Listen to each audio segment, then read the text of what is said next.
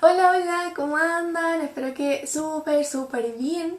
Hoy día vamos a continuar, vamos a hacer como la segunda parte de un libro llamado Epístolas de Pablo a Tito. Ya, así que prepárate a conocer los principales aspectos de esta interesante carta.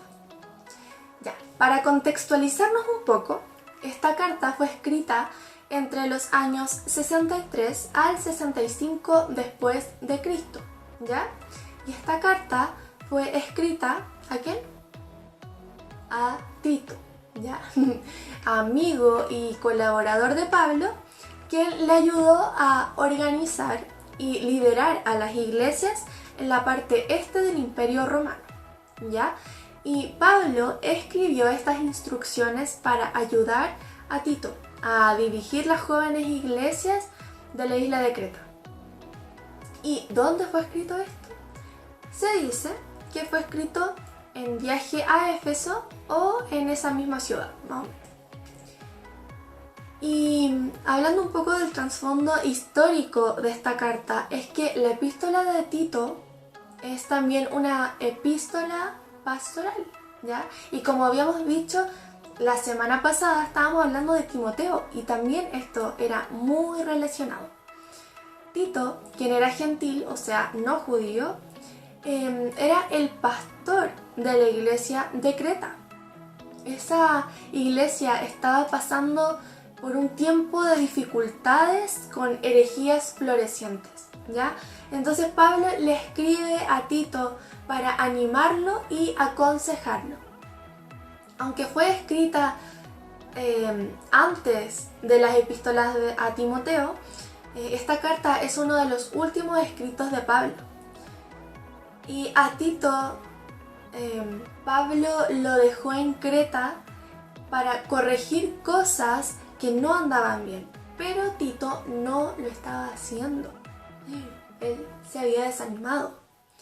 Entonces Pablo estuvo antes con él en ese lugar porque habían llegado juntos. Y el motivo de la carta es animarlo con el propósito por el cual estaba allí en Creta. Y esto, ¿cuándo fue fundada la iglesia en Creta?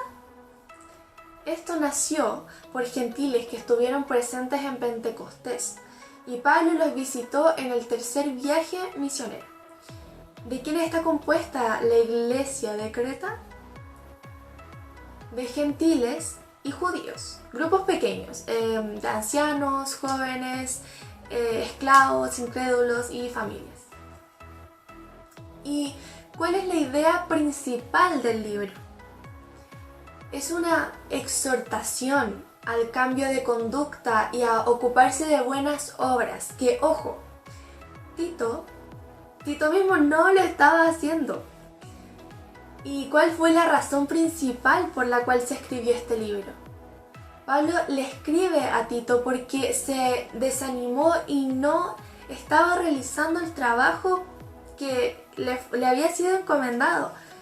Entonces, debido a su relación con la iglesia en Corintio durante el tercer viaje misionero de Pablo, Tito es mencionado 9 veces en 2 Corintios, en donde Pablo se refiere a él como mi hermano Tito o mi compañero y colaborador. Eso lo podemos ver en 2 Corintios 2:13 y 8:23.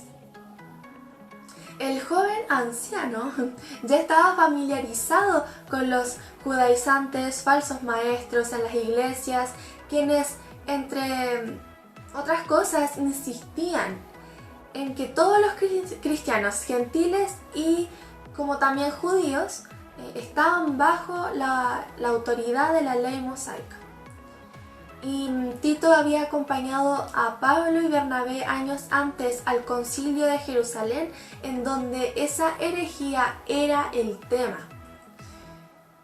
Entonces Pablo había dejado a Tito en Creta para que terminara de poner en orden a las iglesias, mientras que él y Timoteo continuaron a Éfeso, donde encontraron una situación sumamente inquietante, donde eso lo podemos ver en Primera de Timoteo, donde lo estábamos viendo la semana pasada. Pero Pablo tenía que seguir su viaje a Macedonia. Y se dice que quizá el Espíritu Santo le recordó al escribir la primera epístola a Timoteo que algunos problemas similares habían surgido en Creta. Así que se dirigió a las iglesias por medio de una carta a Tito. Y esta breve carta muestra que siempre hubo dificultades para desarrollar una buena iglesia, incluso en los tiempos del Nuevo Testamento. Pablo le dice a Tito, un joven líder de una iglesia conflictiva que refuta a los falsos maestros, que acabe con la desunión de la iglesia y que busque líderes calificados. Aún con el Espíritu de Dios trabajando, la vida de la iglesia puede involucrar mucho trabajo sacrificado. Pero Pablo anima a Tito a no caer, a perseverar.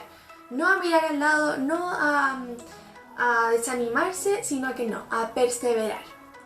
Y él declara en Tito 3:8, quiero que insistas en estas enseñanzas para que todos los que confíen en Dios se dediquen a hacer el bien. Estas enseñanzas son buenas y de beneficio para todos. Y el apóstol Pablo le dice a Tito en el capítulo 2, versos 7 al 8, exhorta a sí mismo a los jóvenes a que sean prudentes, presentándote tú en todo como ejemplo de buenas obras, en la enseñanza mostrando integridad, seriedad, palabra sana e irreprochable, de modo que el adversario se avergüence y no tenga nada malo que decir de vosotros. Esta carta es la exhortación de Dios para nosotros, los actuales receptores del mensaje de esta carta. El Señor quiere que seamos jóvenes, que enseñemos con nuestro ejemplo, que nadie tenga nada que reprocharnos sobre nuestra conducta y manera de hablar, que seamos íntegros, puros e irreprochables. De esta manera, Satanás no podrá encontrar nada de qué acusarnos, y si lo hace, será avergonzado. Así que no tendríamos que preocuparnos si nos comportamos de esa forma. Pablo intercala doctrina y práctica a lo largo de esta breve pero poderosísima carta, en una manera que integra verdades eternas y transformación diaria, ¿ya? Entonces también reflexiona en su maravillosa bondad, amor y gracia, que no solo redime, sino también motiva a hacer lo bueno. Y esta es la esencia del Evangelio. Entonces, bueno, te dejo hasta aquí con esta carta, con esta epístola. Hasta acá llega nuestro panorama sobre esta hermosa carta, que es súper importante leerla, que es de Pablo a Tito, y que te animo a poder leerla. Es súper cortita y realmente es súper inspiradora y reveladora, que nosotros como jóvenes deberíamos entenderla y profundizarla. Así que a conocerla, a alimentarnos de su maravilloso mensaje. Te dejo con eso y ya nos estaremos viendo muy pronto. Un abrazo gigante, que estés muy bien. Chao.